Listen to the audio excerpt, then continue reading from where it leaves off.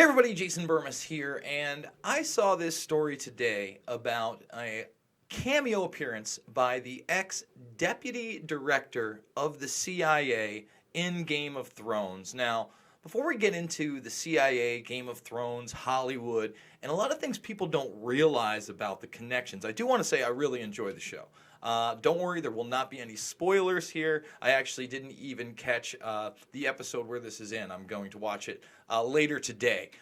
But my point is, number one, this is getting a lot of traction on the web. In fact, the CIA is tweeting it out. And let's just read through it because it's very quick. But I want people to understand that the Central Intelligence Agency, Hollywood, entertainment, they're like this. They're like this. From their very origins, from the very start, and we're going to show you some recent tweeting by the CIA that also has me kind of concerned that they're almost tongue-in-cheek, in your face of how much of the entertainment industry they actually are involved in. So here it is right here. There's the guy, and that's David Cohen, and he's the ex-deputy director, and they tweet out, a perk, it's a perk of working at the CIA, is world travel. Apparently, that sometimes extends to other realms. Little birds, be on the lookout for a former deputy director of ours wandering through Westeros in tonight's episode of Game of Thrones.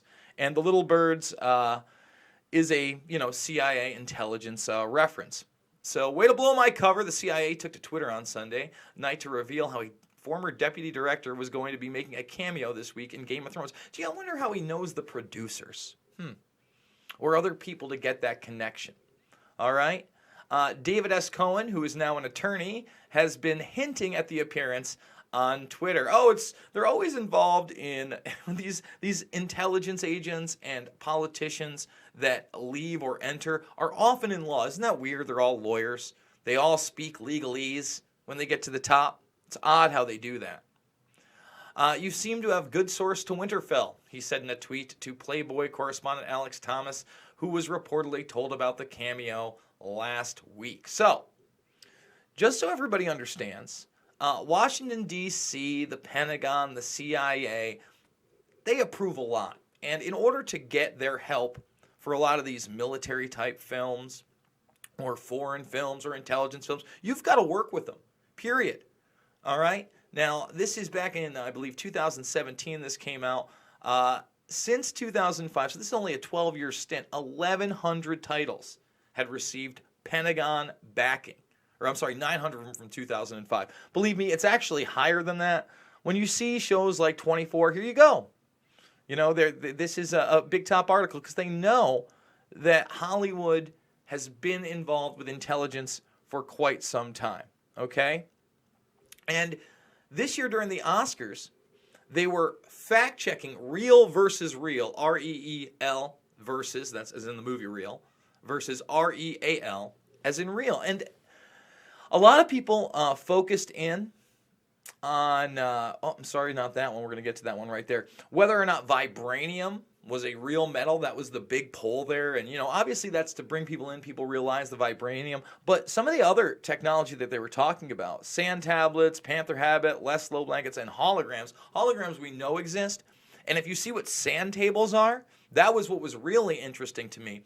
Because the way that they describe the sand tables is very much, right here, the ability to remotely manipulate objects from a distance and physically interact with data on temporary items would allow people, including intelligence officers, to get hands-on with information and work together from different locations. Real versus real. Look up smart dust. There's not a lot of information out there about it, but it was being kind of like pushed into the public sphere around the time of the Iraq War, the original invasion, 2003, 2004. Smart dust and sand tables are very, very similar. So, aside from them working with these productions to kind of put a message out there, the Motion Pictures Association of America, the fail-safe after a film has been produced, made, shot, edited, everything, and now needs a rating, was formed, and the president of that is a guy named Jack Valenti. Okay? So Jack Valenti I'm just going to go to his Wikipedia because there's a lot going on with Mr. Valenti. Now, first of all, he worked during the JFK administration in media, and there is quite a bit of evidence that, yes, the Central Intelligence Agency was the one putting him in. All right? What connects Jack Valenti, E. Howard Hunt, and The Godfather? All right, now, lo and behold, and you can see that on the Wikipedia page, yes, that is Jack Valenti on the plane the day the president was assassinated. So now think about this. Somebody within the administration that goes on to continue with politics, all right, under Lyndon Baines Johnson, as they form the Motion Picture Association of America that's in charge of ratings. And remember, back in the day, it was a death sentence to get an R rating. You know, even a PG-13 might hurt you. This is the origins of the intelligence community really dipping their hands into Hollywood. You know, they saw how big entertainment was getting. And again, CIA and deep state documents on Jack Valenti, yes. Recently released documents on former White House consultant and MPAA capo Jack Valenti strongly suggest the appointment as president of the MPAA in some way involved the CIA. So you can check that out for yourself. But I want to also talk about how even Stanley Kubrick, one of my favorite filmmakers, my God, Dr. Strangelove, if you've not seen it, not only stands the test of time, it speaks so much truth today to the point where the New Yorker in 2014 says that almost everything in Dr. Strangelove was true. Now, what was so captivating about that film at the time was that when you're in that military plane where they eventually drop the bomb and Slim Pickens rides the nuclear bomb that eventually is going to start a real nuclear war where people are going to have to be in bunkers. I mean, it's a crazy film. It's well acted, but it looked so real without the help of the military. Now, Kubrick had sought the help of the military and reached out, and they denied him. And this is a very, very long time ago. So what did Kubrick do? Kubrick went out and he got a bunch of trade magazines, military magazines, so he could see inside. I believe it was a C-130. I may be wrong on that.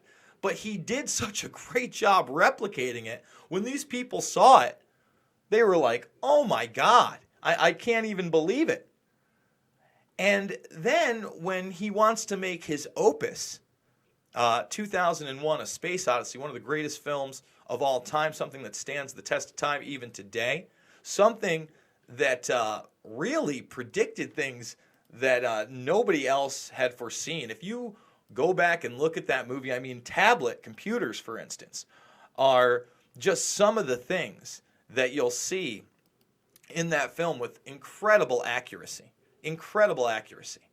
Now, aside from artificial intelligence and that question and deep space and, you know, obviously with the monolith and whether that's an extraterrestrial being or some kind of sentient thing, you know, there's actually been some really interesting audio unearthed about the ending with Kubrick. I don't want to spoil it, but he's on the phone with, I believe it's an Asian journalist, and it's really, really good stuff. Check it out. I don't know, you know, how much to read into that, but check that out for yourself. He worked with NASA heavily on this film. You know, after they saw what he did with Dr. Strangelove, or How I Learned to Love the Nuclear Bomb, well, they worked with him, and they worked with him well.